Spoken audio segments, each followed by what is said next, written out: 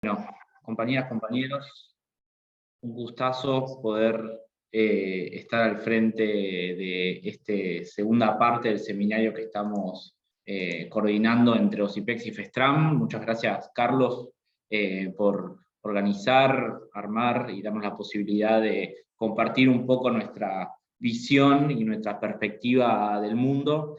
Hoy estamos arrancando el segundo módulo que tendría que haber arrancado el viernes pasado por cuestiones que a todos nos tienen convocados, eléctricos, emocionados y muy atentos. Saben que se suspendió, el encuentro iba a ser el viernes pasado, va a estar para el miércoles que viene, entonces vamos a tener hoy, que va a ser la segunda clase sobre el crecimiento de China en perspectiva económica y algunos vínculos con China, con Argentina, perdón, y vamos a recuperar el miércoles 14 lo que iba a ser el viernes pasado, y vamos a seguir con el cronograma pautado. Son 4 clases, todos los viernes, así que, bueno, festejamos quienes nosotros nos dedicamos un poco a pensar, a trabajar, también a hacer política en relación a la política exterior, que haya tantas personas interesadas en esto un viernes a la tarde. Si tengo que pensar de manera coloquial cómo podemos presentar un poco esta segunda parte, este segundo módulo, para mí tendríamos que pensar en un que no nos la cuenten, porque estamos rodeados de información y desinformación, y lo que vamos a abordar en este segundo módulo es bastante sobre China y algunas cuestiones referidas a Rusia y a la guerra. Y vivimos bombardeados de desinformación y que nos la cuentan para el lado que les conviene. Entonces lo que nosotros queremos aportarles, y bienvenido sea a todas críticas, es un poco de que no te la cuenten respecto a dónde está China, por qué creció China, qué pasó con la guerra de Rusia, cuáles son realmente las perspectivas de China y de América Latina y de Argentina, y sobre todo cómo, con esta información cómo podemos seguir construyendo soberanía, que es lo que nuestro objetivo, nuestra visión de base en OSIPEX. Me presento, soy Martín Rosengar, hice una maestría en China, viví 3 años en China, soy licenciado en Sociología, ahora soy director de Cooperación Internacional de la Provincia de Buenos Aires. No voy a estar dando las clases, van a estar distintos compañeros dando las clases, pero voy a estar a disposición para discusiones, para la charla, para pensar con todo, para lo que ustedes digan. La clase de hoy la va a dar Matías Lioni, otro compañerazo que también vivió en China, que es economista. Entonces la idea es pensar una perspectiva más geoeconómica del crecimiento y cómo eso termina, o sea, cómo el gran crecimiento económico de China y la generación de excedente se va desplazando regionalmente y termina de alguna manera en lo que explica los vínculos entre China y Argentina de una perspectiva más geoeconómica. Nos perdemos la primera clase, que era una cuestión más política de la reemergencia de China. Ustedes saben que China en siglos XVII, antes de fin del siglo XIX, era todavía una de las grandes potencias mundiales. Con las guerras del opio, China comienza lo que ellos llaman el siglo de la humillación, en donde empieza a declinar su poderío económico y su capacidad política de tener injerencia en el mundo. Por eso es que a partir de 1978, que es cuando empiezan un proceso de reforma y apertura, que ahora se lo va a explicar Mati de una manera más económica, y todo el crecimiento económico de China rompió todos los discursos neoliberales, porque justamente lo que hizo China en su proceso de desarrollo económico es no comprar las doctrinas de Shock, no comprar la conducción del capital sobre el Estado, no mantener siempre una cuestión de conducción política sobre el capital. Esos son algunos puntos que vamos a ver un poco mejor la clase que viene, pero que me parecía interesante decírselos como introducción. Y por eso se habla de la reemergencia de China y no de la emergencia de China. en una perspectiva histórica de trazo largo, se puede pensar cómo toda esta dinámica que está surgiendo ahora de Asia como centro del sistema mundo capitalista global, también con India, pero también con Vietnam y ASEAN, habla de la reemergencia de Asia, luego de que Europa se hace centro del sistema mundo, y no de emergencia. Eso es como un punto que me interesaba darles como introducción, antes de darle pie a Mati, que es quien va a darles la charla en el encuentro de hoy.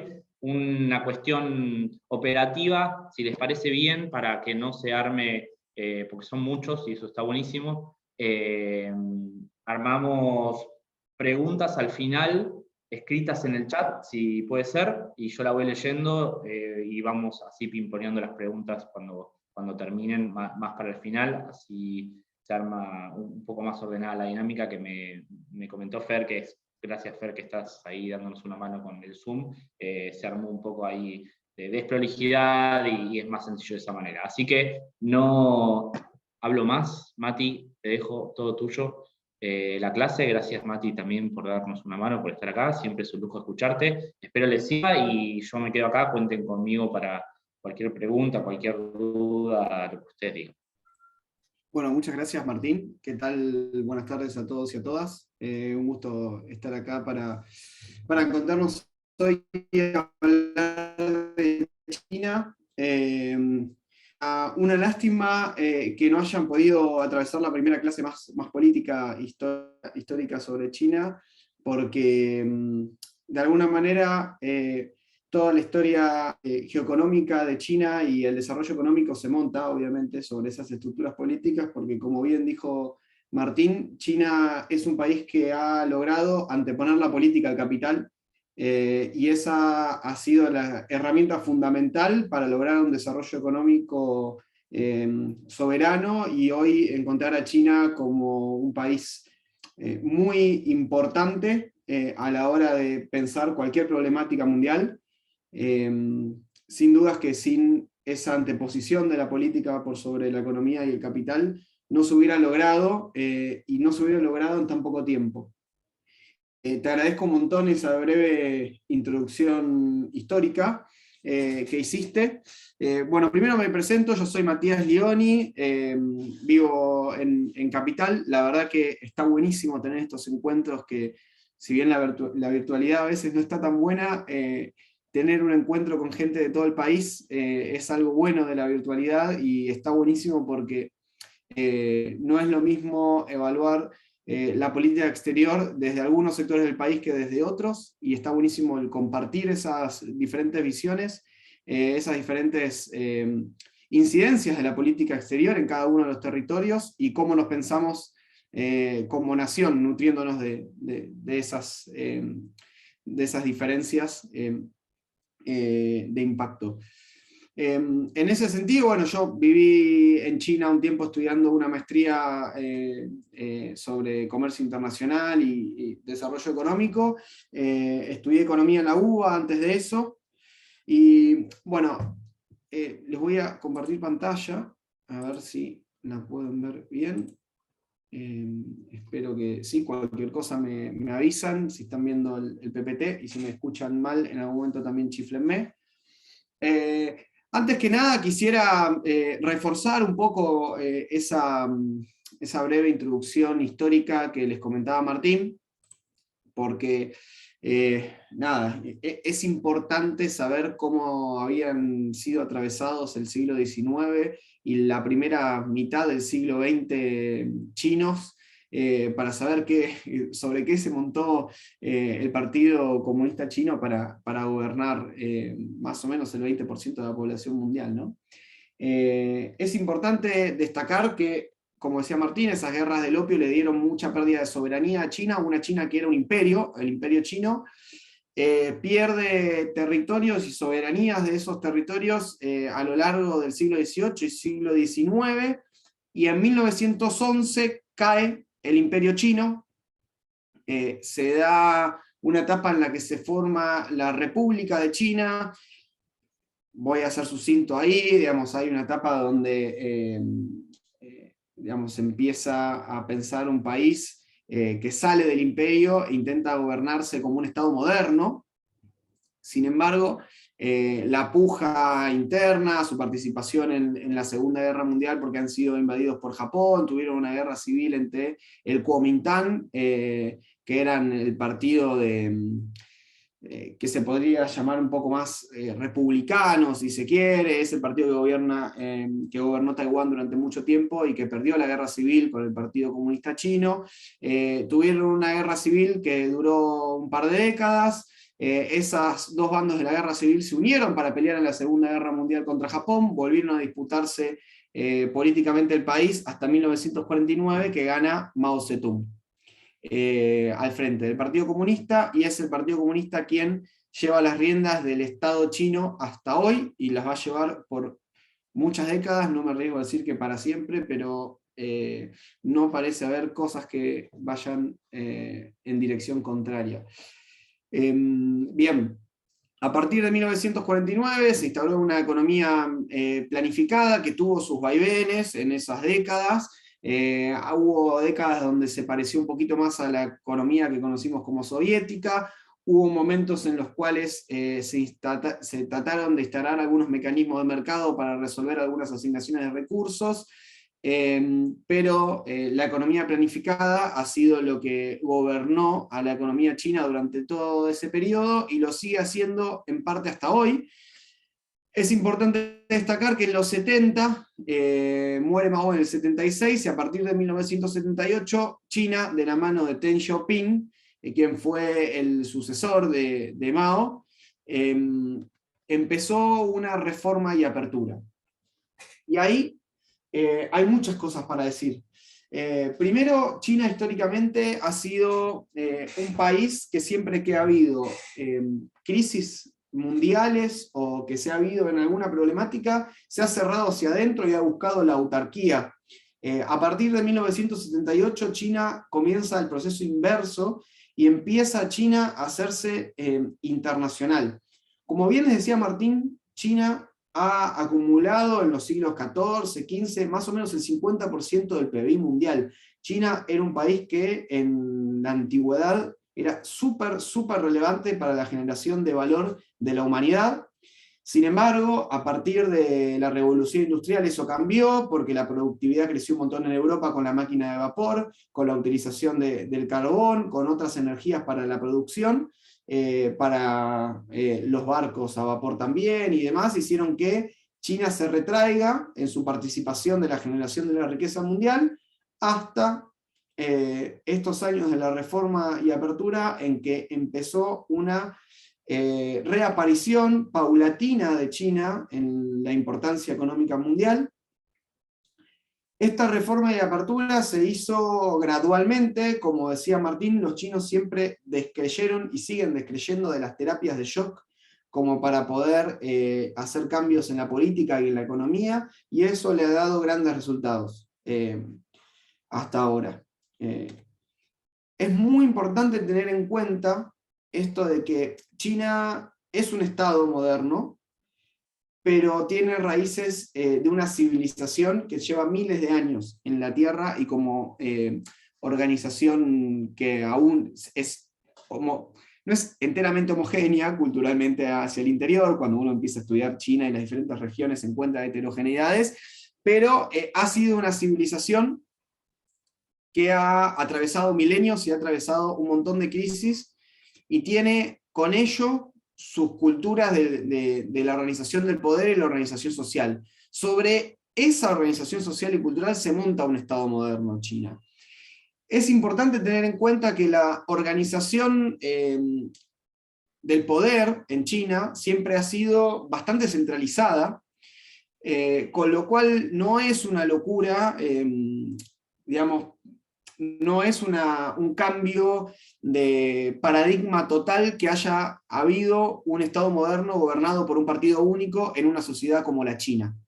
Y eso es importante verlo en un hecho estilizado e histórico, porque nosotros, digamos, fuimos nacidos y criados en Occidente, y en ese sentido tenemos que quitarnos muchos prejuicios y maneras de entender el mundo, de las cuales nosotros indudablemente tenemos, por más de que tratemos de despojarnos de ellas, tenemos que hacer un esfuerzo adicional al momento de entender este tipo de países. Y China es una fusión entre una civilización milenaria y un Estado moderno, que con esa fusión ha logrado una organización social que generó un desarrollo económico sin precedentes en la humanidad, y con ello crecieron sustancialmente las responsabilidades internacionales de la República Popular China, y en los últimos años, como les decía, desde la conducción del país se ha decidido hacer China internacional.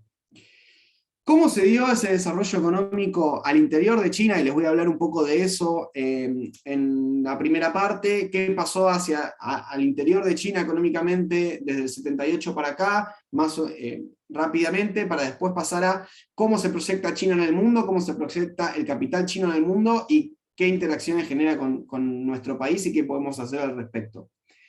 En principio, China tiene una división territorial de 23 provincias, las cuales están en un sistema de constante cooperación y competencia al interior,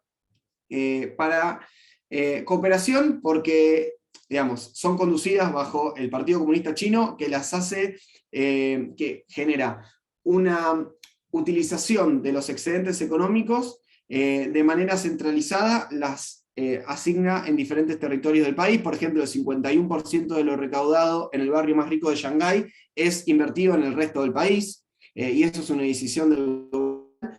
Ahora bien, diferentes provincias tienen un sistema en el cual generan una competencia entre sí para ver quiénes generan un mayor crecimiento económico. Digamos, quienes gobiernan las provincias de China dependen su carrera política de qué tan bien le vayan al territorio gobernado. En ese sentido es importante tener en cuenta, por ejemplo, que un político chino no gobierna el territorio en el que nació, por ejemplo, entre una de las particularidades en las que está inmersa su sistema político, y a partir de ahí cómo son gobernados los diferentes territorios, digamos, generan un prontuario de la habilidad de esta persona en la administración de estos territorios, y a partir de ahí se decide la suerte de cómo avanza su carrera política. Bueno, en ese sentido se genera un sistema de competencia interna de los diferentes territorios para poder lograr una mejor utilización de los recursos y una captación de estos recursos.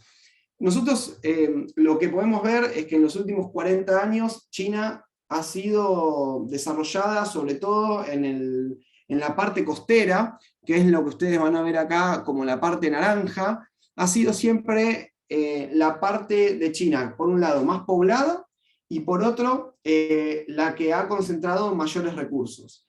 Ha sido también la que primero se desarrolló, y ha sido también la que recibió la mayor migración de la historia. En los últimos 40 años se ha dado la mayor migración de la historia de la humanidad, que ha sido la migración entre el campo y la ciudad de China. Esa migración tuvo como destino en general las provincias del este de China, que han sido las que primero se desarrollaron y también las que hoy podemos decir gozan de unos estándares de vida, sacando por ahí la cuestión de la polución en algunas ciudades, en términos de ingresos, mucho más parecidos a los países desarrollados. Ahora bien, el desarrollo de China, por esta razón, podemos concluir que ha sido bastante desigual al interior de las regiones del país. La región centro y la región oeste han quedado retrasadas en los años 70, en los 80, en los 90, con respecto a la parte del este. Eso no ha sido ignorado por el gobierno central y por quienes llevan a cabo la planificación de la economía china, y se han puesto con un gran programa que se llamó Go West a principios de los 2000, finales de los 90, en los cuales empezaron a asignar mayores recursos a la parte central y a la parte del oeste de China, tratando de buscar que sean esas provincias las que motoricen el crecimiento económico de China. Bien, ahora ustedes se preguntarán cómo fue ese desarrollo económico chino, en qué se basó. Todos saben o han escuchado hablar de digamos, las baratijas chinas que se dieron en los 80, en los 90, todos recordarán por ahí juguetes made in China de baja calidad hace varios años, pero también si se han puesto a pensar en eso, se pueden dar cuenta que ya no son esos mismos productos los que vienen de China, sino que son productos distintos. Bueno, China ha sabido aprovechar, digamos que también se podría decir que ha tenido bastante suerte, porque en el momento en que decidió darse a la reforma y a la apertura, fue en la década del 70, y en la década del 70 se dieron varias cuestiones muy particulares en la economía mundial. Primero, en Estados Unidos había dado una estanflación, y en Europa también. ¿Esto qué quiere decir? Un momento en el cual había crecido la inflación mundial, pero sin crecimiento económico, que era una característica que no se había dado nunca con el estado de bienestar, en el cual se daba crecimiento económico, por ahí había niveles inflacionarios considerables para economías con monedas fuertes, como puede ser Estados Unidos o Europa, pero no se había dado nunca el fenómeno de inflación con decrecimiento económico y sin generación de empleo. En ese momento, desde los países centrales y las empresas que radicadas en esos países, se tomó la decisión de deslocalizar la producción. Es lo que todos conocimos como toyotismo. Es básicamente particionar los procesos productivos en diferentes regiones del mundo y aprovecharse básicamente de los recursos baratos que diferentes territorios te pueden ofrecer. En este sentido, hubo una localización de empresas en el este asiático, se mudaron con sus fábricas hacia allí para poder aprovechar básicamente el recurso que abundaba en Asia en ese momento, que era la mano de obra barata, mano de obra poco calificada, pero que podía participar de procesos productivos bastante automatizados y que generaban una baja en los costos de producción gracias a esa mano de obra muy barata. Bueno, China, a finales de los 70, tenía básicamente el 15%, 18% de la población mundial. Era un país de un PBI per cápita muy bajo, y el salario en términos en dólares era muy bajo. Digamos, un chino podía vivir con un salario infinitamente menor al que al que se necesitaba pagar en los países centrales. Y por eso muchas empresas se fueron a localizar a China. El tema está en qué hizo el gobierno chino con eso. El gobierno chino generó un sistema de división territorial que se llamó zonas económicas exclusivas.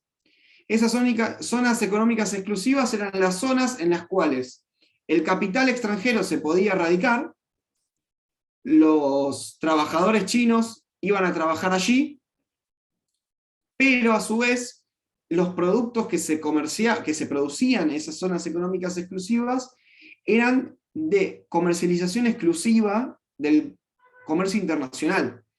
Es decir, el gobierno chino, a través de poner ciertas condiciones para las cuales el capital transnacional se podía beneficiar de explotar la mano de obra china, les impuso que el mercado chino no iba a ser un mercado para las manufacturas de esas empresas y las manufacturas provenientes de esos países. ¿Esto qué quiere decir? Que en China se dio un fenómeno de enclave. Un fenómeno de enclave es un fenómeno que es un concepto de la geografía económica y que tiene la característica de que se producen bienes que se van a consumir en un lugar distinto al lugar en el que se producen. Y que en general se producen muy pocos bienes, es decir, se producen muchos en cantidad, pero siempre los mismos. No hay producción de bienes muy disímiles, es decir, no se producen pelotitas de tenis y reactores nucleares en el mismo territorio, por dar un ejemplo burdo, ¿no? O, no sé, insumos farmacéuticos. No, no, no. Se producen pelotitas de tenis y productos similares a las pelotitas de tenis, que usan los mismos materiales, 2 o 3 productos en un lugar geográfico determinado que son exportados al resto del mundo. Esto genera, digamos, costos medios muy bajos en la producción en estos lugares, aprovechándose de la mano de obra barata, y permitió acumulación de mucho capital en China, porque generó una balanza comercial muy superavitaria para China. Digamos, China empezó a crecer en base a las exportaciones que hacían estas empresas radicadas en el país. Acá lo que van a ver en el gráfico de acá abajo es, por ejemplo, cuál fue la contribución del crecimiento chino al crecimiento mundial. Y básicamente a través de cuál es el porcentaje del PBI chino en el PBI mundial. Ustedes pueden ver que en los 80, aproximadamente, China generaba el 2,5, el 3% de la riqueza mundial, y hoy en día está generando aproximadamente el 20% de la riqueza mundial, el 18, 20%. El crecimiento ha sido bestial, la participación de China en el mundo ha sido bestial, con lo cual la importancia de China en el mundo ha cambiado un montón. Acá se puede ver un poco lo que les decía anteriormente, las provincias que se encuentran en colores mucho más oscuros son provincias que gozan de una calidad de vida mayor y de un ingreso per cápita más grande, y las provincias más rosáceas son provincias que están más retrasadas en términos de desarrollo económico. Ahora bien, esto no significa que no tengan una infraestructura muy desarrollada, porque, digamos, una de las cuestiones fundamentales, a partir de las cuales se ha apalancado el crecimiento económico en China, ha sido en el rol fundamental que ha tomado el Estado. El Estado chino desde la época imperial siempre se ha destacado y siempre ha sido evaluado por su sociedad por, entre otras cosas, pero como un pilar muy importante, por la cantidad de bienes públicos y la calidad de bienes públicos que han sido proveídas por el imperio. Sin ir más lejos, incluso, o mejor dicho, yendo muy lejos, incluso antes de Cristo, en el siglo III, si no me equivoco, antes de Cristo, el imperio chino ha dado comienzo a los canales del río Yangtze, para que sean navegables. Empezó en ese momento una obra de infraestructura que duró siglos, pero que permitió la navegabilidad de esos territorios, que son básicamente todos los que se encuentran por esta zona. Bueno, la idea de que se necesita proveer infraestructura para que luego se desarrolle la economía aledaña al lugar donde se provee la infraestructura es una idea que ha sido implementada en China en los últimos 40 años, y estas zonas económicas exclusivas, por ejemplo, donde se ha montado el capital internacional, ha sido provista por muchísima infraestructura por parte del gobierno chino, que ha puesto carreteras en su momento, trenes balas luego, y digamos, tendidos eléctricos, sistema de agua, todo lo que tiene que ver con poder instalar población ahí y una fábrica, ha sido parte del costo que asumió el Estado chino, digamos, ¿no? En esos territorios. Y han sido las empresas transnacionales las que han puesto los sistemas de producción adentro de las fábricas y el capital ahí adentro. Bueno, China en los últimos años ha contribuido con el agregado de valor más grande de todo el mundo. Digamos, acá tienen el valor agregado industrial en términos reales, ¿no? De diferentes países, dividido a diferentes países. Esta línea que ustedes ven acá, que se desfasa de todo el resto, es China. China contribuye al agregado de valor industrial más grande de todo el mundo. Ha sido el país que más rápido y más abultadamente se desarrolló en los últimos años, y lo ha hecho a través del desarrollo industrial. Digo, esto es importante tener en cuenta, porque digamos, hay una novedad en los últimos años en el capitalismo, que son los servicios, ¿no? Los servicios son intangibles, digamos, y tienen la característica de ser un tipo de valor agregado que tienen las economías o muy subdesarrolladas o muy desarrolladas, por ejemplo, servicios financieros. Ahora bien, no hay país en el mundo que se haya desarrollado y haya hecho crecer la calidad de vida de la población en base a un sistema de desarrollo económico apalancado a través del desarrollo del sector de servicios. No existe, no ha pasado nunca. Sin embargo, digamos, se escuchan muchas veces ideas de que Argentina podría desarrollarse apalancado en este tipo de industria, que mejor dicho, no es una industria, pero en este tipo de actividades. Y lo cierto es que no ha habido en el mundo un país que ya se ha desarrollado sin industrializarse. Y China es el gran ejemplo de esto, porque es el último país, digamos, que ha recorrido un camino hacia el desarrollo económico exitoso. Si bien China se podría decir que no ha superado la trampa de ingreso medio todavía, porque el PIB per cápita de China lo ubica en un país de ingreso medio, por ahora, es el último país que se ha sabido desarrollar en las reglas de juego de la economía mundial de los 70 para acá. No ha habido otro país que haya logrado semejante tarea, digamos.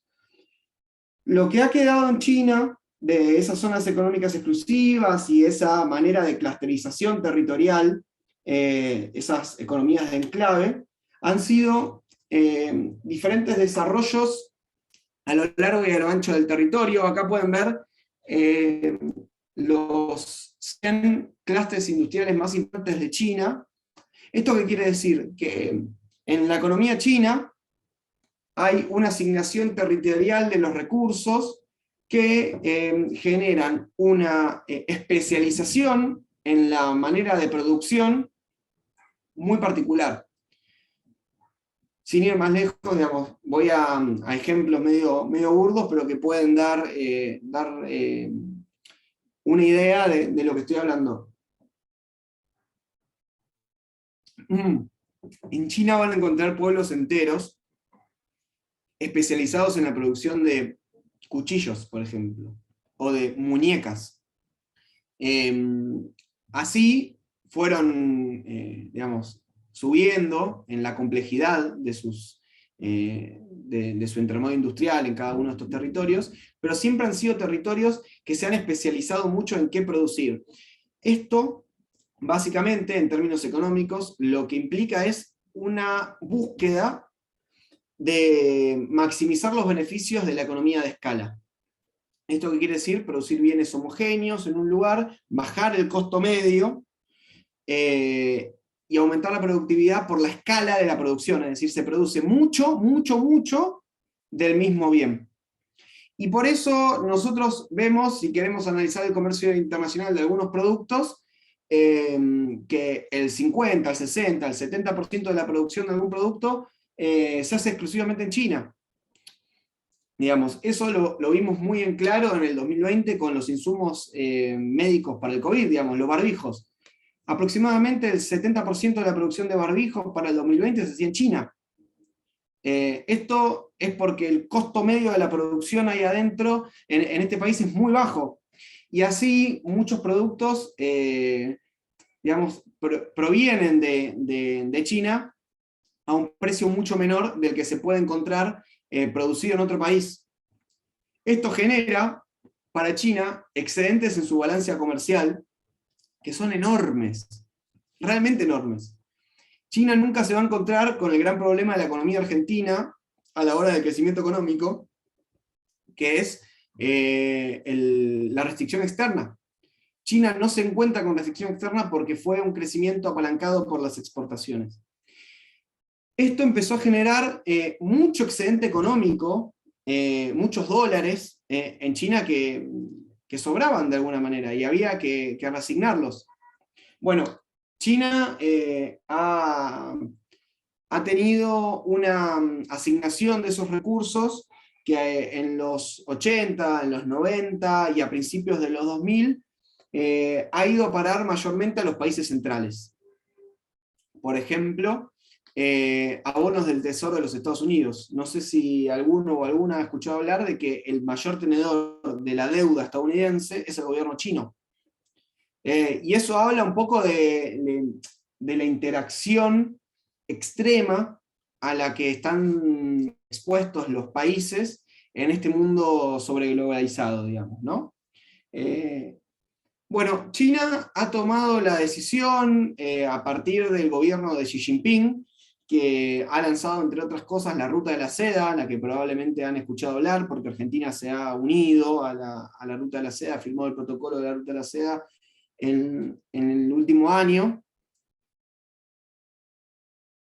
Ha buscado, de alguna manera, gobernar ese proceso de salida de capitales desde China hacia el resto del mundo, y también ha buscado sacar la preponderancia de la asignación de inversiones en los países centrales.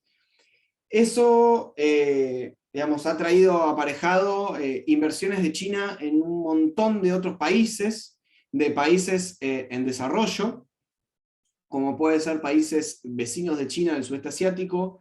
Ha crecido un montón la participación de la inversión china en África, y ha crecido un montón en América Latina también. Bueno, ahora vamos a entrar un poquito en eso, en una segunda parte de la clase. Y en la tercera vamos a ver un poco cuál es la relación de Argentina con la economía china. Pero, digamos, es importante tener en cuenta a la hora de pensar estas cosas, que la importancia de China en términos de socio comercial y de origen del capital de las inversiones ha sido creciente en cada uno de los países del globo. No es un fenómeno particular de alguna región o de algunos países que han decidido digamos, tener lazos más estrechos con China, sino que más bien eso puede impactar en el dinamismo que tengan estas inversiones, pero es un fenómeno global, es un fenómeno de la manera en que se asigna el capital en el globo, y de alguna manera es un fenómeno al cual es imposible ir contra esa marea de asignación de capital, digamos. Bien, acá voy a pasar rápido por la parte de la vieja Ruta de la Seda, no tiene mucho sentido, pero para no robar tiempo de otras cosas que son importantes, pero es importante destacar que la Ruta de la Seda no es algo nuevo, digamos, en términos de la importancia histórica que la Ruta de la Seda ha tenido para la China imperial. La China imperial proveía a ese carril de comercio entre Europa y y Xi'an, que era la capital del imperio chino en ese momento, el producto más valioso de ese corredor comercial, que era la seda, y por eso se ha llamado la Ruta de la Seda, pero era un corredor comercial que que tenía participación de un montón de territorios de todo Asia Central, lo que hoy sería, por ejemplo, no sé, Azerbaiyán, Turkmenistán, Kirguistán y un montón de países de ahí, con las civilizaciones europeas. Ahí se dio un menjunje cultural, digamos, el crecimiento económico, digamos, de los siglos XIV, XV, estuvo gobernado por la compra de productos de manera barata y la venta de esos productos en otra localización de una forma más cara. Con lo cual, los corredores comerciales tenían una participación súper importante en la generación de riqueza. Así lo ha sido, por ejemplo, Flandes en su momento, o ha sido Génova o Venecia para la civilización del sur de Europa. Y ese corredor ha sido llamado históricamente como la Ruta de la Seda. Bueno, China quiere retomar esa importancia histórica que ha tenido la Ruta de la Seda en este siglo, y se monta sobre esa historia para generar el marketing, si se quiere, de la Ruta de la Seda. La Ruta de la Seda no es más que un paraguas, un marco conceptual a través del cual el gobierno y las empresas chinas canalizan sus inversiones en el resto del mundo e intentan generar un paradigma un poco distinto, si se quiere, con algunas diferencias, al paradigma que ha gobernado las últimas décadas en la inversión extranjera y en los préstamos para infraestructura, sobre todo. En ese sentido, la Ruta de la Seda tiene en sus inversiones más importantes puertos, aeropuertos, trenes, y todo tipo de infraestructura que genere un aumento de la conectividad entre los diferentes territorios y aumente la posibilidad de interacción entre diferentes territorios. Bueno, voy a pasar por esta parte, que es cómo ha cambiado cualitativamente la asignación de producción china, porque siento que si no me voy a quedar sin tiempo.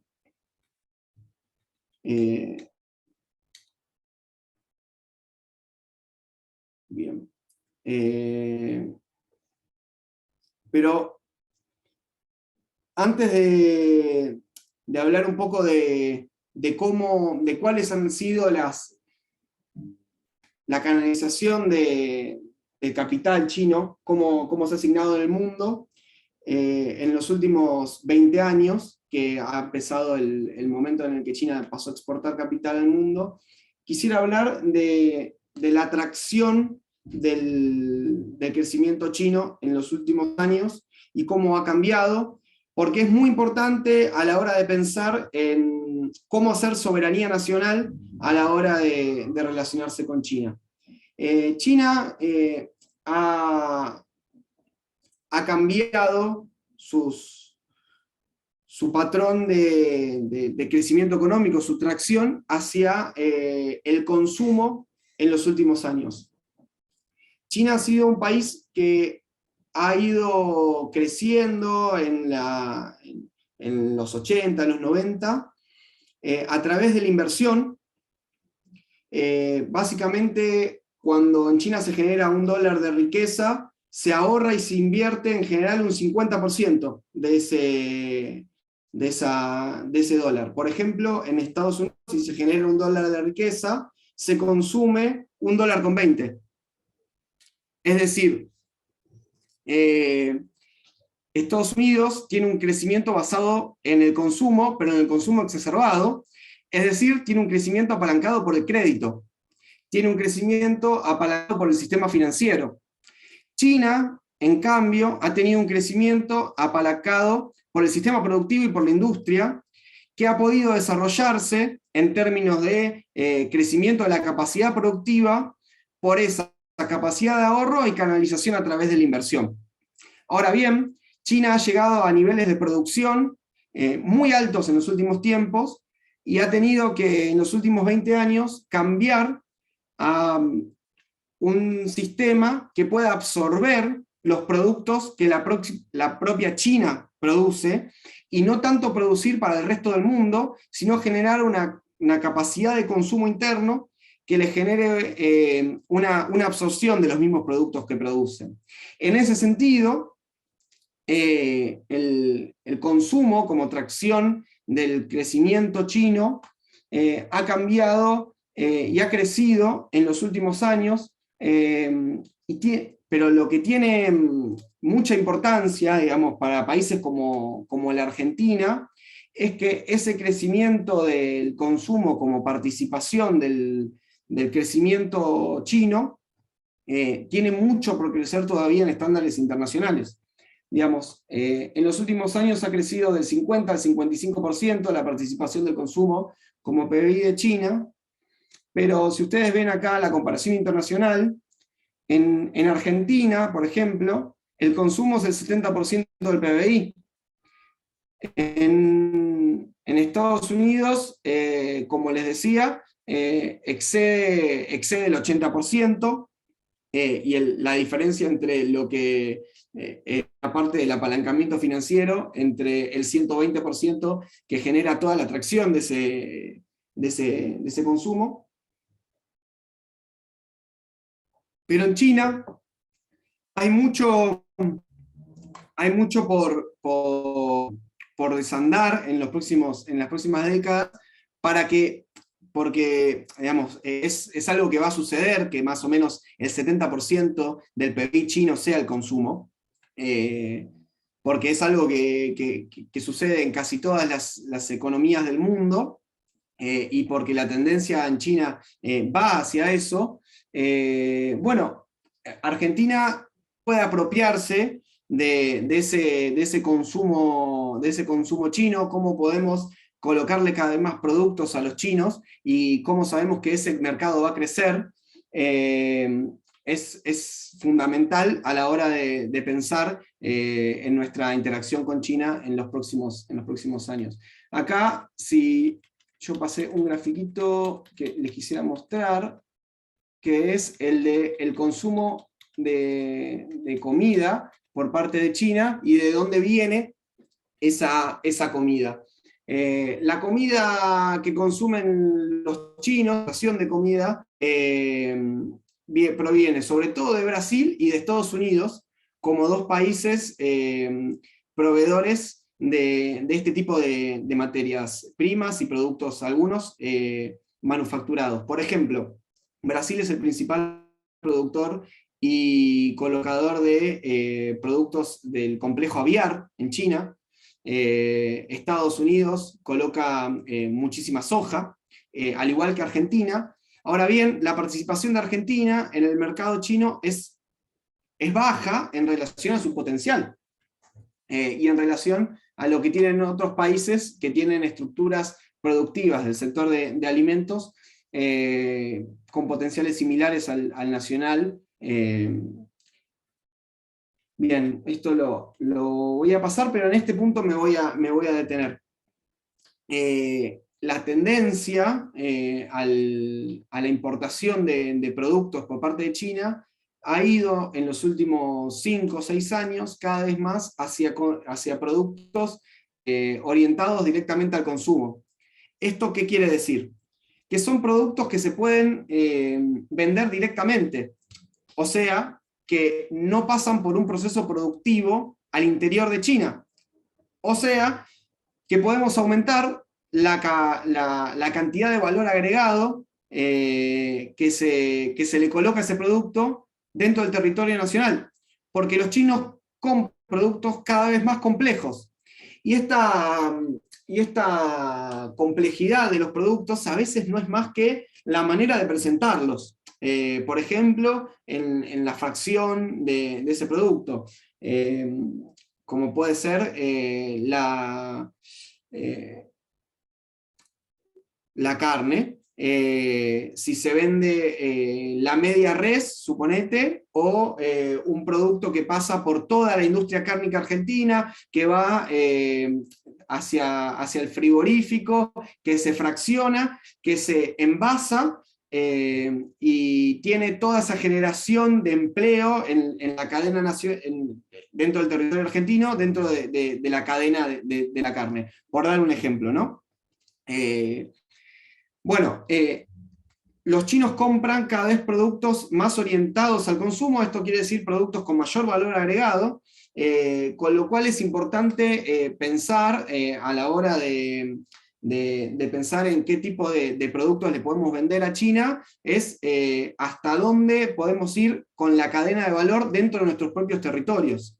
Esto es fundamental para tratar de cambiar la matriz exportadora argentina, que está basada en productos primarios y agropecuarios, que es necesaria, digamos, son necesarias las exportaciones de esos productos, pero es necesario complejizar esos productos dentro del territorio nacional. ¿Esto qué quiere decir? Por ejemplo, utilizar a veces algunos de los productos que vende Argentina como insumo dentro de una cadena en la estructura productiva nacional y venderlos como un producto final. Como puede ser, por ejemplo, sin ir más lejos, la carne de cerdo, por ejemplo. La carne de cerdo tiene como insumo principal el maíz, ¿no? Si nosotros le vendemos maíz a China, estamos vendiendo un producto que tiene un valor por kilo aproximadamente 5 o 6 veces menor que si le vendemos un kilo de cerdo. Pero no solamente eso, sino que nos estamos comiendo en el medio todo un entramado productivo que tiene que ver con la fabricación de los productos del plástico para los galpones de la producción de cerdo, que tiene que ver con la producción de todos los productos veterinarios que necesita la producción de cerdo, que tiene que ver con todos los empleos que se generan en una granja de producción de cerdo, que tiene que ver con todos los empleos que se generan en la cadena logística, en la cual hay que llevar el maíz hasta la granja, el cerdo hasta el matadero y el cerdo luego hacia el lugar en el que va a ser fraccionado y exportado. Todos estos empleos que nosotros, que se generan en el medio, son los empleos que nosotros tenemos que tratar de generar en cada uno de los territorios del país al momento en que pensamos en políticas productivas y políticas comerciales a la hora de pensar Argentina con China. En ese sentido, bueno, acá les quería mostrar simplemente algunas fotos de lo que es la canasta exportadora argentina hacia China y compararla un poco con lo que sucede en otros países, ¿no? Acá lo que ven es que Argentina exporta más o menos el 50% de productos son primarios y aproximadamente el 99% son productos que provienen del agro. Ahora bien, de ese 99% que en el 2019, un 42% son productos que tuvieron valor agregado dentro de la cadena. Provienen del agro, pero tuvieron un valor agregado. Y son calificadas como manufacturas de origen agrícola. Ahora bien, productos de origen industrial, meramente industrial, esto quiere decir que no están basados en productos agrícolas, es realmente muy difícil que Argentina le pueda colocar a China por esta idea, por este proceso de crecimiento económico que les hablaba antes. China ha logrado hacerse de los beneficios de escala, ha bajado el costo medio de un montón de productos industriales, y Argentina, cuando se trata de productos industriales, tiene un costo medio en términos internacionales bastante alto, porque no tenemos, excepto en algunos nichos, industrias que hayan participado del comercio internacional durante varias décadas y se hayan desarrollado orientadas al mercado internacional. sino más bien que con productos industriales con respecto a China tenemos un esquema de protección para proteger los empleos de muchas de estas industrias dentro del territorio nacional, como puede ser, por ejemplo, la industria textil. Si Argentina abriera su comercio con China a una barrera arancelaria mínima, nosotros veríamos que la industria textil argentina no podría competir con la industria textil china por la manera en la que fue diseñada y desarrollada la industria en cada uno de los lugares. Entonces, nosotros lo que tenemos que hacer es saber en qué áreas de la economía y en qué sectores tenemos que ser defensivos en ese sentido, y cuidar lo que tenemos, y en qué sectores podemos ser ofensivos, y tratar de aumentar nuestra generación de dólares a través del comercio con China. Quiero hacer un paréntesis, digamos, cuando hablo de aumentar la generación de dólares, lo digo porque considero, y creo que probablemente la mayoría va a estar de acuerdo, y puede ser un lindo factor de discusión, que el gran problema o la gran escasez que tiene la economía argentina es justamente la generación de dólares, la restricción externa. Argentina, cada vez que inicia una fase de crecimiento, se suele quedar sin ese financiamiento que te da el dólar para poder importar tanto bienes de consumo como insumos para la industria nacional. Entonces, como cuestión de soberanía nacional y de poder ser los que... y poder gobernar nuestro proceso de crecimiento económico, es fundamental que sacarnos esta traba del medio, sacárnosla, probablemente tarde muchos años, pero desde nuestros propios territorios, creo, y de los entramados productivos que participemos, lo mejor que podemos pensar es, bueno, ¿cómo podemos exportar o cómo podemos ayudar a exportar? ¿Cómo podemos hacer que lo que tenemos a mano genere dólares para el país, ¿no? Bueno, en ese sentido yo siempre pienso la relación con China, que es un poco mi área de estudio y de investigación, en cómo Argentina puede intentar generar un flujo de dólares positivo para la nación. Bueno, ese flujo de dólares se da con las exportaciones de manera positiva, y se genera en términos de que vendemos, que los dólares se van de Argentina a través de las importaciones. Bueno, las importaciones por parte de China han sido en general un reflejo de la estructura productiva china. Han sido manufacturas de origen industrial. Bueno, estos son algunas comparaciones en términos internacionales, de cómo es la tecnología cómo es la composición tecnológica en cada uno de los flujos de comercio, pero me gustaría detenerme en este gráfico, que da cuenta un poco de las exportaciones en términos provinciales de la Argentina. ¿Cuál es la relación comercial de cada una de las provincias argentinas con China en términos de las exportaciones?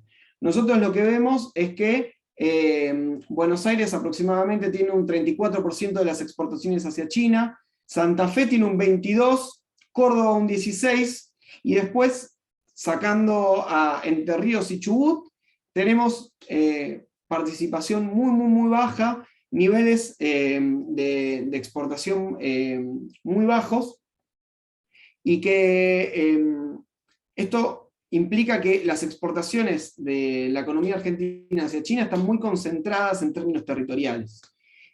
Aproximadamente el 65% se concentra en 3 provincias. Y eso sucede porque nuestra canasta exportadora china está concentrada en pocos productos. Bien, y son los productos que producen provincias. Ahora bien, nosotros acá tenemos una participación muy grande en este Zoom de gente de Santa Fe, y Santa Fe exporta a China sobre todo soja, algo de carnes, pero también muchos productos lácteos. En ese sentido, digamos, la cadena láctea tiene un potencial exportador hacia China que es muy, muy grande, pero necesita, sin dudas creo, y podrán decirme ustedes más detalladamente qué piensan desde sus propios territorios, pero necesita una ampliación de la producción para poder vender y para no competir con el mercado interno. Y acá es uno de los puntos en los cuales quería centrarme para cerrar esta parte más comercial, ¿no? Y esta parte más productiva, que es el pilar más grande de la relación económica de Argentina-China, ¿no? Para que Argentina, digamos, no vea con problemáticas como la exportación de productos a China, es importante que haya una ampliación de la producción. ¿Por qué? Porque en el momento en que vos tenés cierta producción, supongamos que tengamos 100 toneladas de carne que produce la Argentina. Si Argentina sabe que el 70% de esa carne producida se consume en términos internos, hay un 30% de excedente exportable, que es el que se coloca, supongamos, en este caso, a China. Ahora bien, si nosotros queremos aumentar nuestras exportaciones a China porque la economía nacional necesita para crecer más dólares, y nosotros pasamos a vender un 40% de las carnes que producimos a China, tenemos un 60% que colocamos en el territorio nacional. Es decir, que tenemos una escasez de carnes en el territorio nacional. Es decir, que vamos a tener una suba de precios de ese bien. Es decir, que vamos a tener un problema de inflación. Bueno, la única manera de salvar ese problema en todas las cadenas productivas es aumentando la producción, es pudiendo mantener la misma cantidad de consumo interno, o incluso aumentarlo, sin que eso compita con las exportaciones nacionales. Necesitamos básicamente un aumento de la producción en cada uno de nuestros complejos productivos que tienen capacidad exportadora, para que eso no se transmita a una presión al alza de los precios en la economía nacional. Y esto es muy, muy importante a tener en cuenta, porque sin aumento de la producción, si nosotros queremos ir a colocar productos, vamos a generar problemas internos, digamos, en la economía nacional. Y esto es, digamos, una condición absolutamente necesaria. Ahora bien, para aumentar la producción se necesita también financiamiento e infraestructura, ¿no? Bueno, y ahí iba un poco la otra parte de la producción, de la provisión de infraestructura que está generando China en el globo, y cómo Argentina se puede parar frente a eso. Yo lo que no sé es cómo venimos de tiempo, Martín, si sigo con eso o lo abordamos más en términos de preguntas. ¿Qué hace Mati?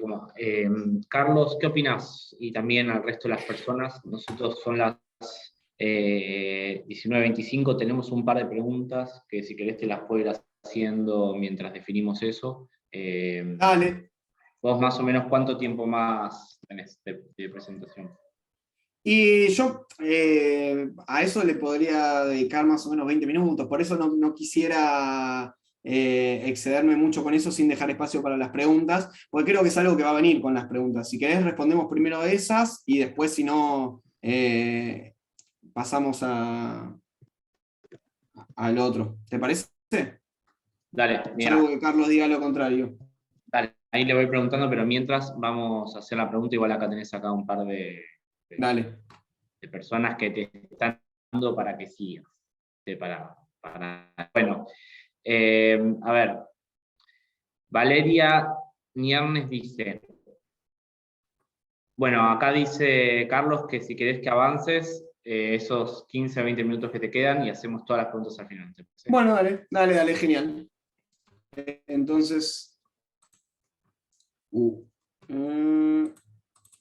a volver a compartir.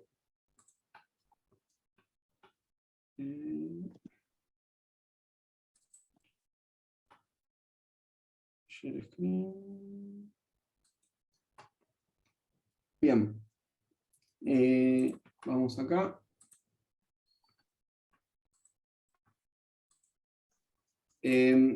Arranca de principio. Voy a pasar a... bueno, acá lo que quería hablarles un poquito, voy a intentar ser más breve de 20 minutos, es dónde se ubica el capital chino en el mundo. China, como les decía, ha generado muchos excedentes en términos internacionales, porque ha exportado muchísimo más de lo que importó en los últimos 30 años, y ha tenido que administrar financieramente esos excedentes. Esa administración de los excedentes y esa colocación a lo largo del territorio global ha sido bastante disímil en los últimos 15 años. Como les decía, la inversión ha sido mayormente financiera a principios de siglo, en términos de comprar deuda estadounidense, pero en los últimos años ha buscado proveer de infraestructura al mundo, y eso responde también algo bastante fundamental de tener en cuenta, que es a la propia escala de las empresas chinas. ¿Esto qué quiere decir? Las empresas chinas de infraestructura, las empresas chinas que proveen centrales nucleares, las que proveen trenes, las que proveen autopistas y las que proveen ese tipo de infraestructuras, ya han pasado por un proceso de crecimiento en la economía interna china, las cuales proveyeron a todo el territorio chino de ese tipo de infraestructura. O bien, el mercado chino de alguna manera se les acabó, y necesitan aumentar la escala vendiendo ese tipo de infraestructura a otros países. Es un poco el proceso inverso a bienes de consumo que hablábamos antes, que no se han vendido en el territorio chino. Bueno, estas empresas son chinas, propiamente chinas, y han crecido justamente desarrollando estas infraestructuras al interior del territorio.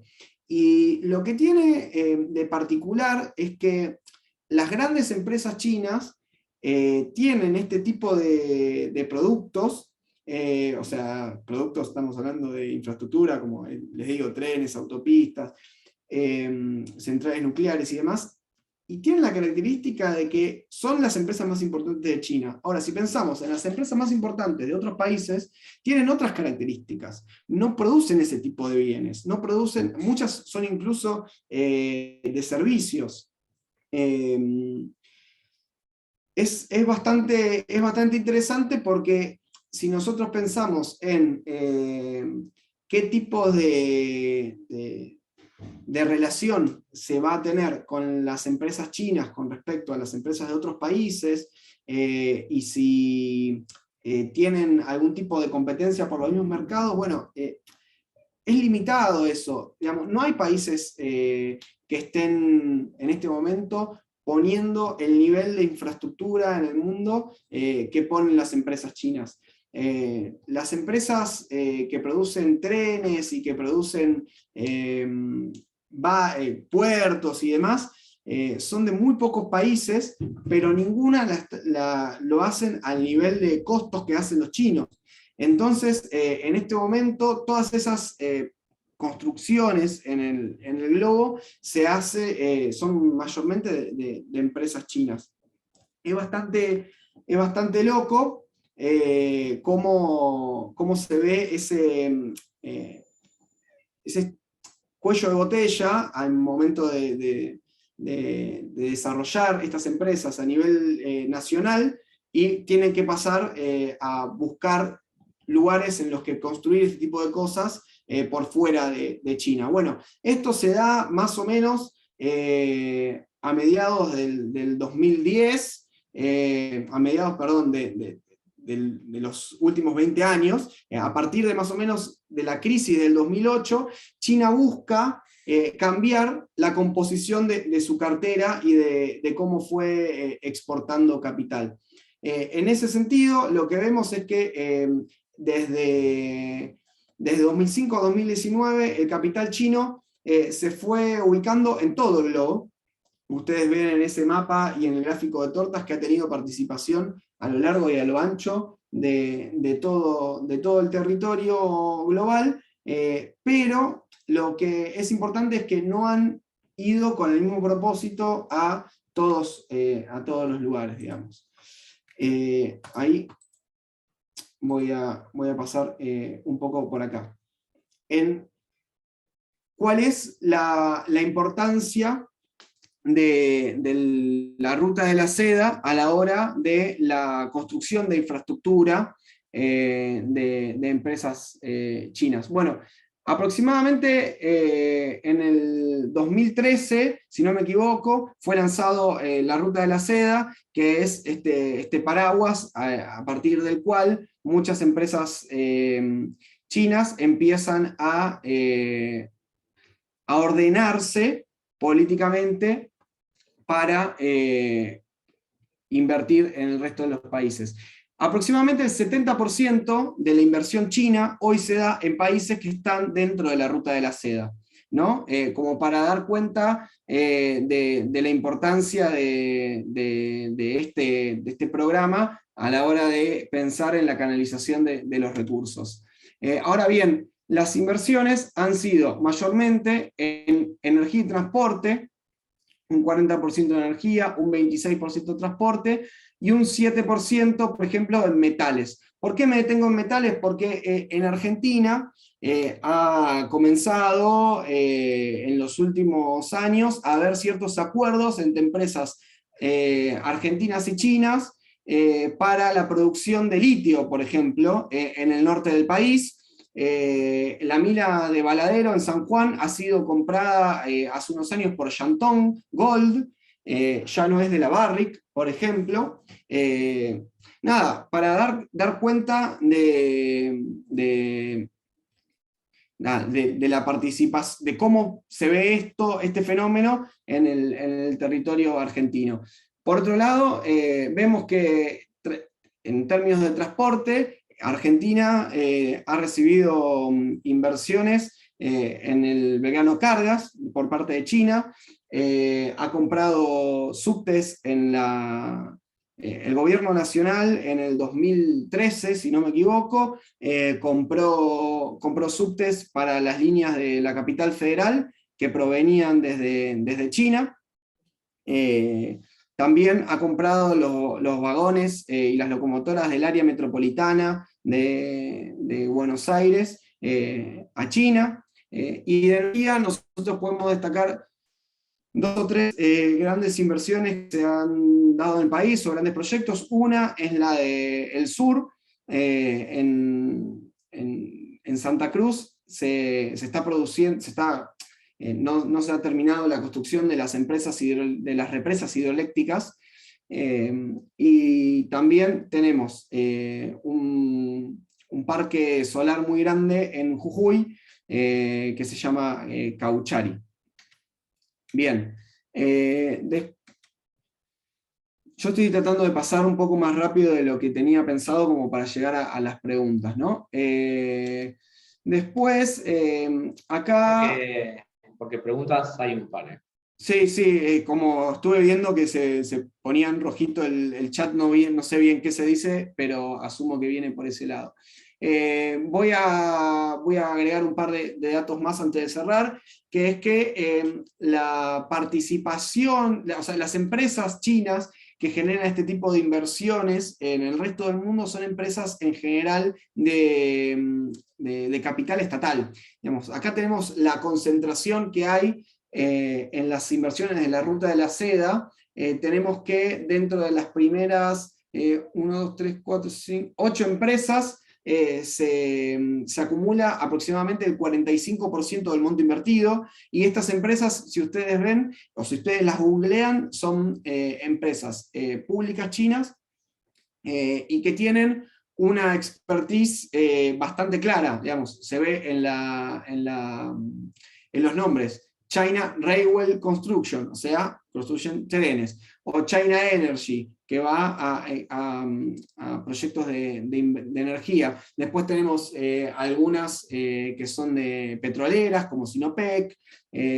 Bueno, en la región nosotros tenemos países que forman parte de la ruta de la seda, aparte de Argentina, que ha sido el último en ingresar. Estos son, si no me equivoco, Chile, Perú, Uruguay ha sido, creo que ingresó también a la ruta de la seda, pero los que más inversiones han recibido en la región ha sido Brasil por un lado, y Argentina junto a Perú, disputándose el segundo y tercer lugar. Ahora bien, las inversiones que han recibido Chile y Perú son bastante particulares, porque han recibido inversiones más que nada en el área de metales y en el área de energía, pero a niveles mucho más grandes de las que se han recibido en términos nacionales. Por ejemplo, toda la distribución de energía de Santiago de Chile es de una empresa china, por ejemplo,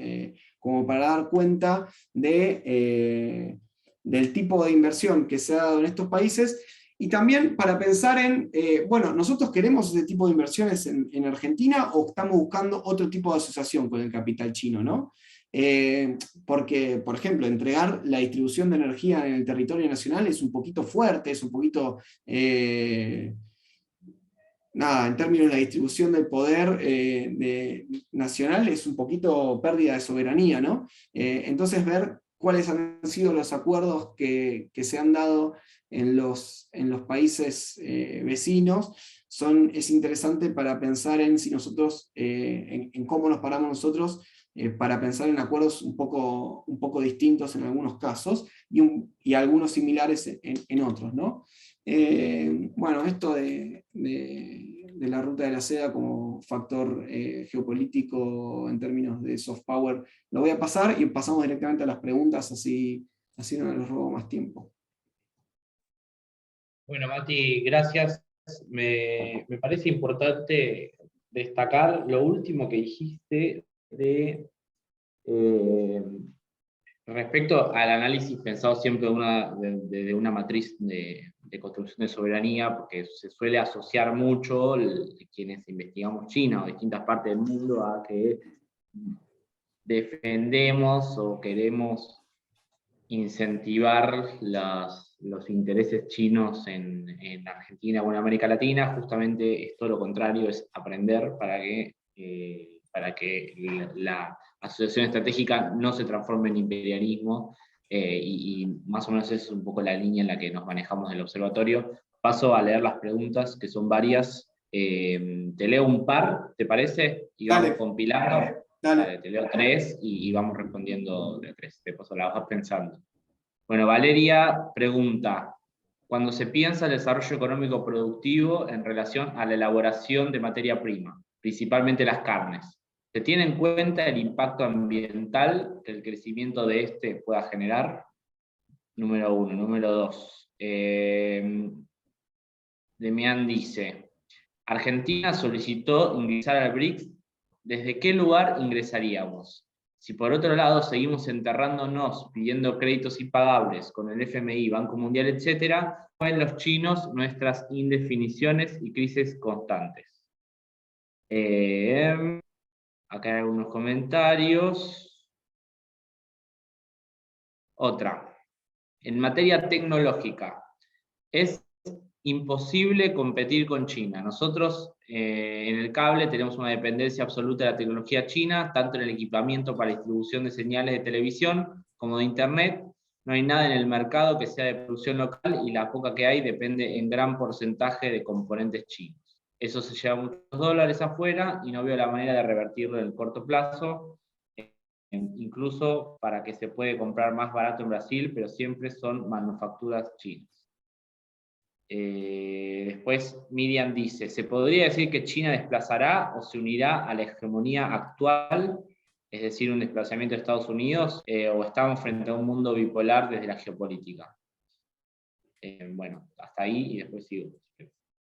Bien, ahí fui anotando un poco. Bueno, voy a responder en orden las 3 preguntas que me hiciste. La primera tiene que ver con la reprimarización de nuestra canasta exportadora y el impacto ambiental, si no me equivoco, ¿no? Bueno, el tema de... Yo creo que ahí, en el cual hay mucho que conocer, ¿no? En términos del impacto ambiental que generan ciertos desarrollos industriales.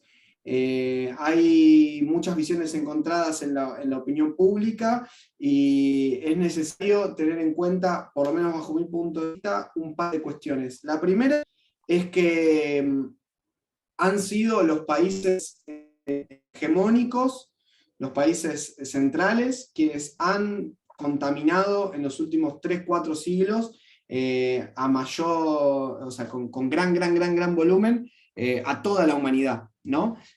Los países que más contaminaron son Estados Unidos, Alemania, Francia. En términos per cápita, por escándalo son los que más han contaminado. China ha sido de los países que más contaminó en los últimos años, en términos pero en términos per cápita, claramente, porque son muchos, no es tanto, la contribución a la polución mundial no es tan grande.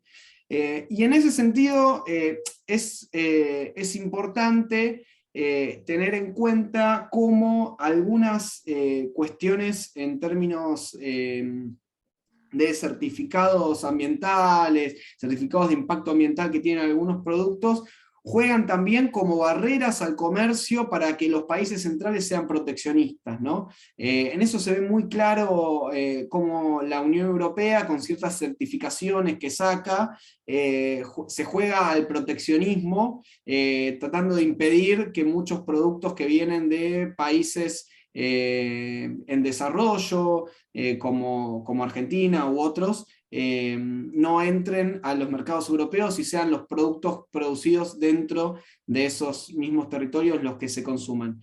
Eso por un lado. Después, creo que es importante tener en cuenta que los estándares para producir algunos tipos de productos que podrían generar mucha contaminación ambiental si no son gobernadas, digamos, la estructura de producción bajo esos estándares de calidad y baja contaminación. Es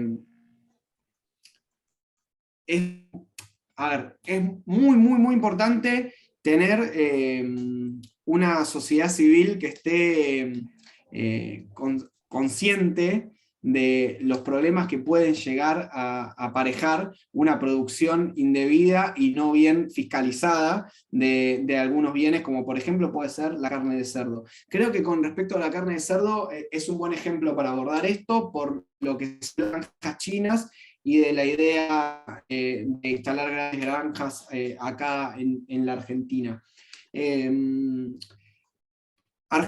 Argentina, por ejemplo, es un país que tiene un déficit en términos comerciales con el tema de la carne de cerdo. Argentina importa más carne de cerdo de la que exporta. Si nosotros vamos al supermercado, probablemente encontremos carne de cerdo de Brasil o Dinamarca. Brasil, Dinamarca y otros países producen a gran escala cerdo con estándares farmacéuticos y tecnológicos bastante altos. El problema con la producción de carne de cerdo viene si uno no administra bien los desechos y los excedentes biológicos que cualquier granja con muchos cerdos puede generar. Ahora bien, esto se puede administrar de dos maneras. Una es con altos estándares de fiscalización, de reutilización y con economía circular, como puede ser, por ejemplo, la utilización de los desechos del cerdo para la generación de biogás, cosa que se hace en países que producen cerdo con esos estándares, como puede ser Dinamarca o Estados Unidos, que son los productores de cerdo más grandes por fuera de China. O se puede hacer a escala pequeña, sin una reutilización y canalización de esos desechos, con lo cual ahí en general lo importante pasa a ser no en si se hace o no se hace, sino en cómo se hace, y cómo el Estado puede tener una gobernanza del desarrollo de ese aparato productivo y lo puede tratar de orientar a la mejor manera en términos ambientales y económicos. En ese sentido, para lo que es producción de carnes, es importante no producir mucho en un mismo lugar, sino poder desconcentrar la producción para que la administración de esos desechos sea más eficiente. Bueno, en ese sentido, la producción, por ejemplo, de cerdo, en términos nacionales, está muy concentrada en términos del sur de Córdoba, sur de Santa Fe y el norte de la provincia de Buenos Aires. Si en esos lugares, digamos, son más productivos porque tienen la producción de los insumos para el cerdo, están más cerca de las vías que pueden llevar a las aduanas portuarias y demás. Ahora bien, si Argentina se para a tratar de hacer un esquema de producción que genere trabajo, empleo y localización de esas granjas en otros territorios del país donde es más difícil generar empleo, donde están por fuera de la zona núcleo, y donde la generación, o sea, la reutilización de esos desechos puede ser más fácil, digamos, porque las granjas están separadas geográficamente entre sí, es algo bastante interesante. Bueno, parece que se nos quedó colgado Mati, ¿no? ¿Ustedes también lo tienen colgado? Ahí le mando un mensaje, pero si les parece, les voy respondiendo yo la segunda pregunta respecto a en qué lugar ingresaría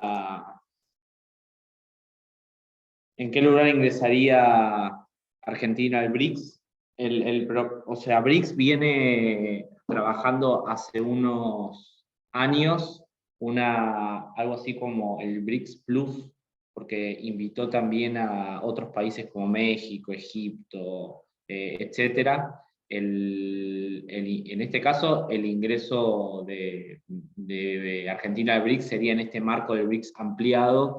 Y la pregunta sobre, no sé si eso responde a la pregunta de en qué lugar ingresaríamos, pero es eso. El BRICS lo que tiene, BRICS básicamente es un banco de proyecto de desarrollo. Los que ingresan a la BRICS ponen plata y tienen la posibilidad de presentar proyectos de financiamiento en ese banco.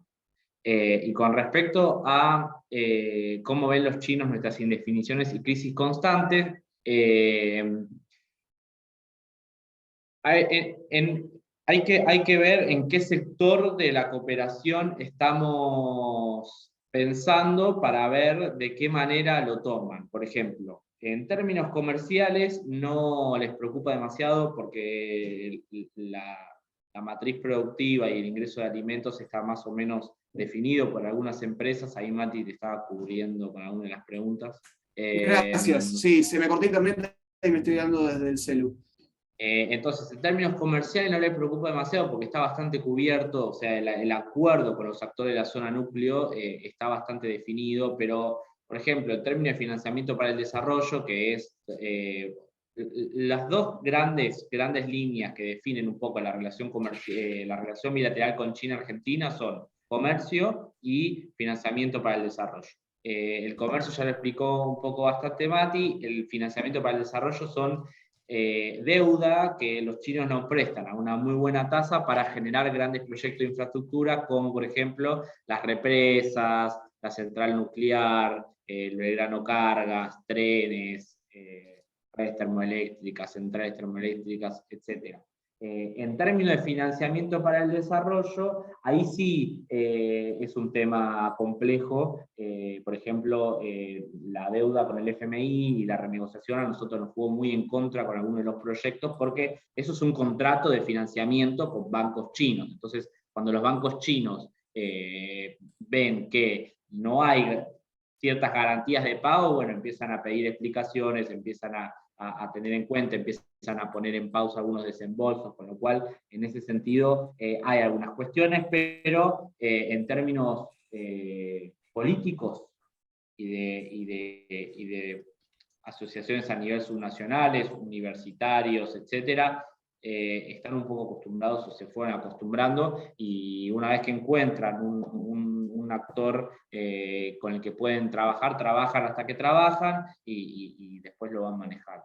Pero para mí, donde aparece lo más grave en cómo se juega en la crisis con respecto a la relación con China es en los proyectos de financiamiento, y eso es un tema importante porque es clave incluso para la Argentina, para el desarrollo de algunos sectores estratégicos como el energético, es clave el financiamiento chino, entonces es un tema importante.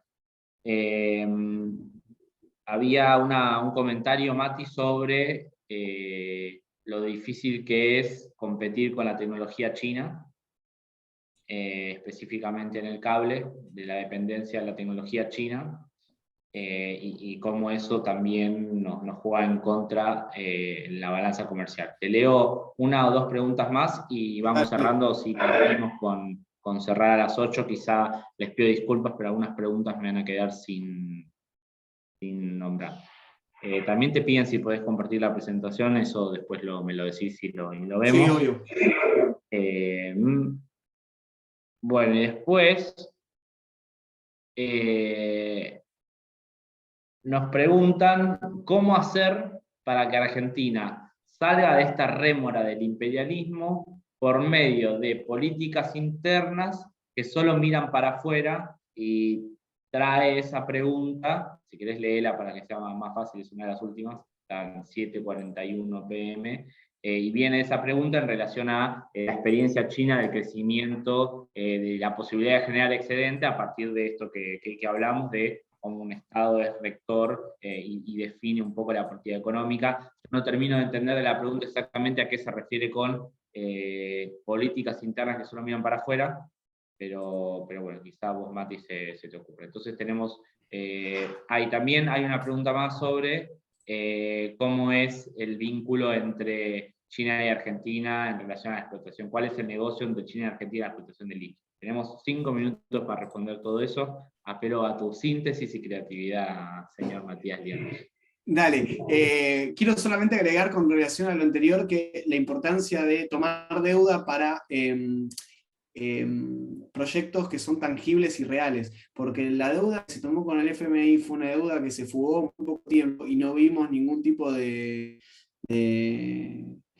no vimos nada, no vimos ningún tipo de nada, no se me ocurre ni qué decir, porque no vimos absolutamente nada de eso, simplemente ahora debemos esa guita, y lo único que permitió es que muchas empresas muy grandes y muchos tipos con mucha plata puedan salir de activos en pesos y vayan en dólares sin perder guita, o ganando mucha, mejor dicho, pero que no dejó nada para Argentina, no dejó más capacidad. O sea, vos cuando tomás deuda tenés que tener capacidad para repagar esa deuda, tenés que usar esa deuda para aumentar tu capacidad productiva, para darle algo bueno al país, para generar deuda. Bueno, con eso no pasa. Deuda para algo tan importante como puede ser construcción de trenes, puertos, vías navegables o desarrollo de algunos sectores estratégicos, es bastante distinto, porque tomás deuda para proyectos que primero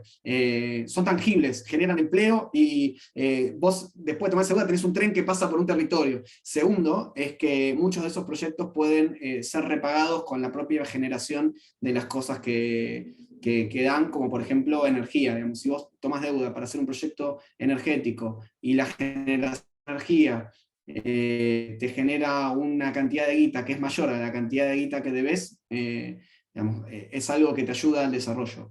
Entonces, la deuda es buena o es mala según para qué se toma y cómo se usa. Y bueno, eso es bastante importante. En relación a la dependencia de la tecnología china, bueno, China viene en un camino en el cual va intentando crecer en su inserción en las cadenas globales de valor, cada vez con mayor tecnología, hacer un desarrollo tecnológico nacional y demás. Argentina no ha, digamos, no tiene desarrollo tecnológico en muchas de las empresas, en muchas de las industrias que tiene China, con lo cual si no tenemos capacidad de producir ciertas cosas, lamentablemente las tenemos que importar. Eso juega en la balanza comercial sin dudas y nos genera un déficit crónico con China si es que no logramos aumentar nuestra capacidad exportadora. Hoy en día, insumos industriales, excepto los que se producen acá, si no lo producimos lo tenés que salir a buscar afuera, y en general el lugar donde se produce más barato es en China. Argentina no puede producir todo, porque es un problema intentar producir toda la cadena de producción de algún bien acá. Lo que es importante es tratar de producir cosas que generen empleo argentino y que esos empleos sean de calidad. En ese sentido, si se importan los cables, por ejemplo, si es un cable de auto, no sé qué tipo de cable está hablando la persona que preguntó, pero si es un cable que se utiliza en la producción eléctrica del sistema eléctrico de un auto, y Argentina termina de ensamblar ese auto y lo puede exportar a Brasil, por ejemplo, bueno, esa importación de autos sirvió. O si puede tener un auto más una familia más de un auto argentino. Ahora bien, si es simplemente importación de bien de consumo, se puede ver si Argentina tiene la capacidad de producir, si vale la pena producir eso acá. Sin dudas que la dependencia con la tecnología china es un problema, pero también hay que tener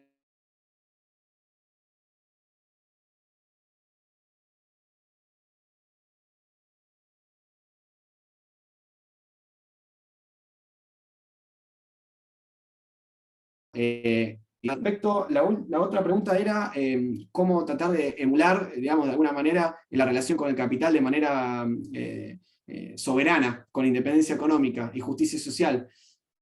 Bueno, creo que nos viene dirimiendo cómo hacerlo como sociedad hace décadas, ¿no? Creo que acá todos pensamos que la política va por sobre la economía y que tenemos que subordinar el capital a los intereses nacionales. Sin dudas que cómo hacerlo es bastante complicado porque el capital es transnacional y tiene un poder organizado que a veces nos excede y que muchas veces no podemos empatar. En ese sentido, me parece importante que Argentina logre mecanismos que no subordinen el desarrollo y el crecimiento económico a voluntades extranjeras. Por eso yo hablo de la importancia de exportar. Y en serio lo digo, que muchas veces se pensó en que el mercado interno compite con el externo, y por eso yo digo, no, che, hay que aumentar la producción para que no compitan, para que Argentina pueda tener la suficiente cantidad de productos dentro del mercado interno y los argentinos podamos consumir todos los productos que producimos, pero al mismo tiempo poder venderle al mundo productos que sean argentinos. Porque si no podemos vender productos argentinos, no podemos dólares, y si no podemos generar dólares, siempre vamos a tener esa barrera al crecimiento económico y al desarrollo. Y es realmente algo fundamental. Y hay algunos sectores estratégicos en la economía argentina en este momento que nos pueden dar ese salto de calidad. Esos sectores estratégicos son sectores que son muy importantes, que generan mucho empleo, como puede ser el sector de hidrocarburos, como puede ser el litio, y ahí voy un poco a la última pregunta. Son sectores que son, el de litio es un sector de punta en términos de la importancia de ese bien en la economía global. Ahora bien, ese bien es un bien mineral, es una materia prima, y desde el momento que es extraído hasta el momento que es consumido en términos de batería, hay un montón de conocimiento y de tecnología en el medio, y hay un montón de empleo en el medio. Argentina tiene que tratar de desarrollarse en esa cadena y desarrollar conocimiento nacional en esa cadena, que es digamos, tenemos esa materia prima, bueno, ¿cómo la podemos usar de la mejor manera posible? En ese sentido, hay que tener en cuenta algunas cosas. Primero, ¿cuál es el desarrollo internacional de esa tecnología? Argentina no puede producir baterías mañana con tecnología nacional porque no la tenemos, no sabemos hacer baterías. Entonces, de alguna manera, si se quiere, lo que ha pasado en China con el gobierno digamos, la subordinación del capital transnacional, nos puede enseñar que empresas argentinas, y sobre todo empresas estatales argentinas, se pueden asociar con empresas extranjeras en la transmisión de esa tecnología y en la generación de trabajo argentino en esas industrias.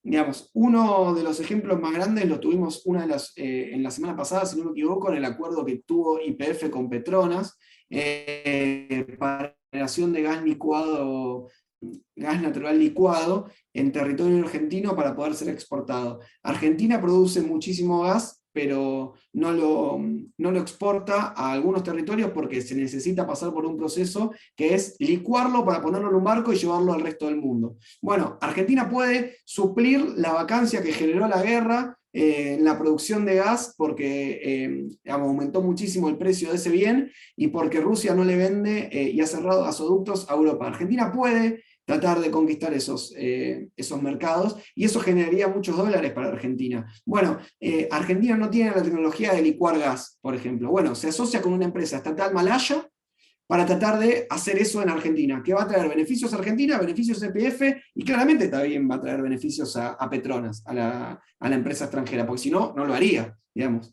Pero lo importante es que esos beneficios no sean exacerbados y que dejen un beneficio a la empresa nacional y al territorio nacional. Bueno, me parece que YPF Litio, que ha sido creada hace relativamente poco, me parece que no tiene más de un año, tiene que ir en esa dirección, en asociar a la empresa estratégica nacional con el capital extranjero para el desarrollo de esa tecnología en términos argentinos.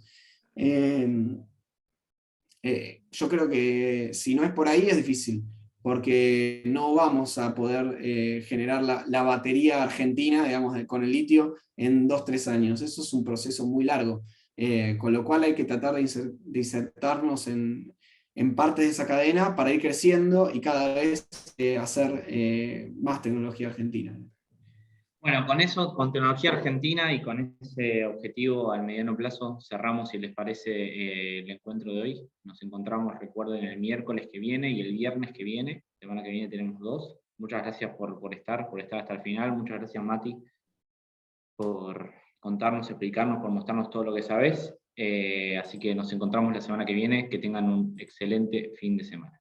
Hasta luego. Buen fin de semana.